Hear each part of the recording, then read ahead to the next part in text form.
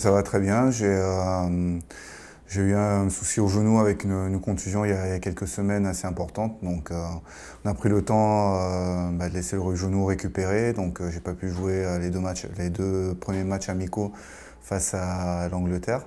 Et bon, j'ai bon espoir de jouer le dernier match amical face à l'Écosse. Sur les deux dernières Coupes du Monde auxquelles j'ai participé, bon, j'avais pas d'enfant et c'est vrai que le fait d'être séparé de son bébé, c'est quelque chose d'assez dur à gérer, mais bon, c'est aussi un moment très particulier pour moi, pour ma carrière. Donc, j'essaie de voir le bon côté des choses et me dire, bon, c'est les efforts de plusieurs années qui se concrétisent maintenant. Mais c'est vrai que bon, quand je rentre à la maison, je suis le plus heureux parce que je vois l'évolution aussi de ma fille. Donc, c'est vrai que c'est quelque chose de particulier, mais bon, qu'il faut appréhender. J'ai plein de coéquipiers qui sont parents depuis pas mal d'années et qui s'en sortent bien. Donc, voilà, il faut que j'apprenne cette nouvelle fonction, on va dire. En fait, ça va dépendre de la stratégie du club, mais nous, on est effectivement sur une compétition qui va durer 2 mois et pour laquelle il faut être prêt de suite. On n'aura pas de deuxième chance, tandis qu'en championnat, généralement, en fonction de la stratégie du club, avec la Coupe d'Europe qui arrive en octobre, parfois, il y a une montée en puissance durant le mois de septembre et fin août. Nous, on n'aura pas ce laps de temps-là, donc c'est vrai que ça a été très intense, mais comme je pense pour toutes les équipes et pour chaque préparation de Coupe du Monde, c'est quelque chose de vraiment très important, 3-4 entraînements par jour pour justement arriver prêt allez, on va dire 6-8 semaines sur la compétition. Je trouve que l'équipe, déjà sur les sorties des 2 derniers week-ends, a montré quelque chose de très intéressant, déjà sur le point stratégique, des points comme la défense, la sortie du camp, des choses qui sont vraiment importantes à ce niveau, qui ne laissent pas d'espace à l'adversaire pour marquer des points. Ça, c'est très très important.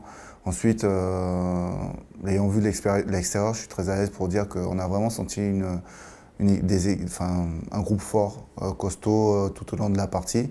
Après, évidemment, il y a encore du progrès à faire dans pas mal de secteurs, mais dans les secteurs de base, la conquête par exemple, c'était satisfaisant, la mêlée notamment, mais bon, il y a encore du travail, ça c'est indéniable, mais par rapport à ce qu'on était il y a quelques temps, je pense qu'on est une meilleure équipe, donc on va continuer sur cette progression-là et bien sûr avec l'ambition d'être champion de toute façon. Ça peut pas être autrement, quoi. C'est vrai qu'on a eu un début de saison très compliqué. On était à 5 ou 6 journées du début de saison, on était avant-dernier.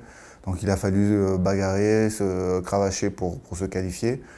Bon, on l'a fait avec succès. Bah, après, c'est vrai que sur une demi-finale, ce sont les meilleures équipes qui se rencontrent. Bon, ça nous a pas souri ce jour-là, mais au vu je dirais de la saison, bon, c'était pas si mal d'arriver en demi-finale.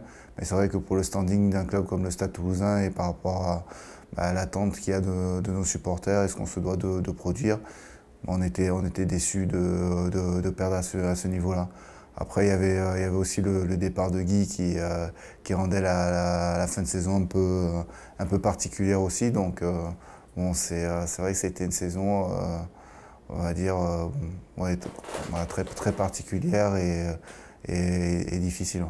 Toutes les personnes qui sont aujourd'hui dans le sportif, mis à part Hugo bien sûr, enfin, Guy nous a fait venir, il nous a fait grandir. Donc effectivement, enfin, on ne se l'imaginait pas quoi, de plus le voir. Bon, mais bien sûr, il a passé aujourd'hui le relais à Hugo pour accepter des charges plus importantes.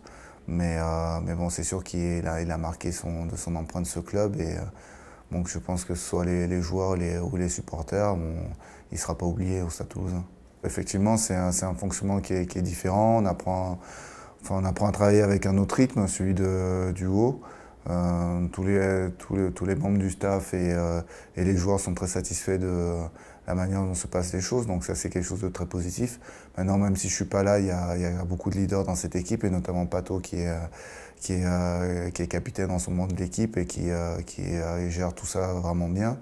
Ils ont déjà d'ailleurs bien commencé la saison en battant Brive à domicile, donc c'est déjà quelque chose de bien parce que quand tu reçois le premier match de la saison, c'est une pression supplémentaire, il ne faut pas se rater. Et là, ils ont bien négocié ce premier rendez-vous, donc il en reste 3 avant, il me semble, une trêve, donc je souhaite qu'ils continuent sur cette lancée. Et avant les vacances, on avait un petit peu parlé. Bon, ils voulaient déjà qu'on se connaisse un petit peu plus parce que c'est vrai qu'on se croisait, mais on se connaissait pas trop. Là, aujourd'hui, on peut pas dire on se connaît bien plus, mais on va apprendre à se connaître tout au long de la saison. Et on a échangé sur la saison qui venait de se dérouler. Il a expliqué à l'ensemble de l'équipe aussi sa vision des choses. Donc c'était bien déjà d'avoir cette première prise de contact. Maintenant, elle est plus effective pour 90% de l'équipe. Et nous, j'espère qu'on connaîtra tout ça au mois de novembre. Ouais, lui, je connais beaucoup mieux. Ça fait plaisir de le revoir. Et Fabien, au-delà de ses charges aujourd'hui de manager, c'est quelqu'un qui effectivement a marqué le rugby français dans son ensemble, le Stade Toulousain en particulier. Donc ses conseils sont toujours très précieux et c'est bien de l'avoir au quotidien avec nous, quoi. Ouais, ils étaient tous satisfaits, surtout de la première mi-temps, de la seconde un peu moins. Donc ils ont trouvé des axes de travail là-dessus. Donc c'est toujours bien, lorsque tu gagnes assez largement un match, d'avoir encore des choses des secteurs sur lesquels progresser parce que ça permet de ne pas se reposer sur ses lauriers. Et c'est vrai que pour ce que j'ai pu voir sur la préparation du match d'Agen, les choses ont été faites sérieusement parce que c'est un rendez-vous qui est important. De toute façon, maintenant en top 14, je ne vois pas de rendez-vous futile. Donc ça va être intéressant de regarder ce match. Donc des joueurs cadres, mais ça donne de l'espace pour de nouveaux joueurs, des joueurs de talent. Après, les jeunes qui ont évolué la semaine dernière face à Brive sont des jeunes déjà qui sont avec nous depuis quelques temps, qui avaient un petit peu de temps de jeu, mais là c'est bien que sur le début de saison ils aient plus d'espace pour s'exprimer. Et puis oui, c'est vrai que le groupe se resserre parce qu'ils se sentent peut-être un petit peu plus en danger. Mais en général, le Stade Toulousain se sort grandi et bonifié de ces périodes-là. Il y a 4 ans, le départ canon de l'équipe nous avait permis d'être champion au fond, parce qu'on avait eu un matelas confortable pour pouvoir gérer la saison. Donc j'espère que cette année, ça sera la même chose, au moins sur les 4 premiers matchs, avant de voir la suite. Ça va être l'un des premiers stades de rugby, c'est le premier stade de rugby connecté. Donc déjà, le Stade Toulousain continue dans l'innovation. C'était le cas sportivement, maintenant c'est au niveau des structures. Ça va permettre de donner un peu plus de confort, je pense, à nos supporters, au public, et qu'il y ait un peu plus d'interactivité entre les joueurs et les supporters. Donc c'est quelque chose de très bien, quoi. C'est un beau pas vers l'avenir. Et bon, le Stade Toulousain est connu pour son histoire, et Ernest Vallon particulièrement. Là, il va être connu aussi pour son bond dans le futur, quoi.